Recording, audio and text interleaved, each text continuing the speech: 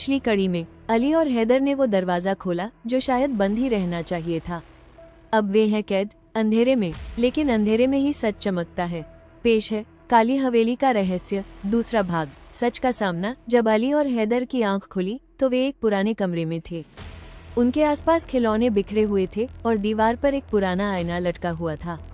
आईने में दोनों की शक्लें धुंधली नजर आ रही थी, जैसे कोई और भी उनके साथ खड़ा हो।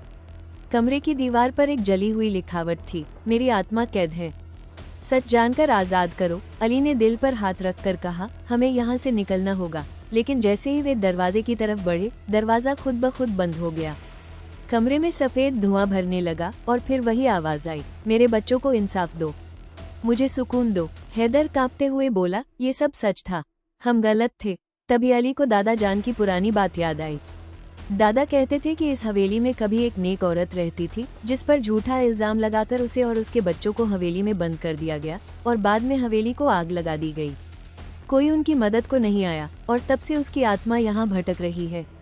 अली ने आंखें बंद की और दिल से कहा, हम तुम्हारे साथ हुई नाइंसाफी को सबके सामने लाएंगे, तुम्हारी कहानी सबको बताएंगे। अचानक कमरे में रोशनी फैल गई, आईने में मौजूद धुंध साफ हो गई और आवाज आई, शुक्रिया, अब मैं आजाद हूँ। दरवाजा खुल गया, दोनों बाहर निकले तो सुबह हो चुकी थी।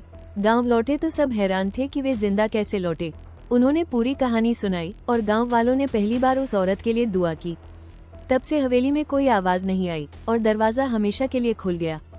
अब काली हवेली नूर मंजिल कहलाने लगी। अगर आपके सामने कोई सच आए तो क्या आप उसके लिए आवाज उठाएंगे? क्या आप अन्याय के खिलाफ खड़े होंगे? कहानी मुकम्मल हुई, मगर एक सबक छोड़ गई।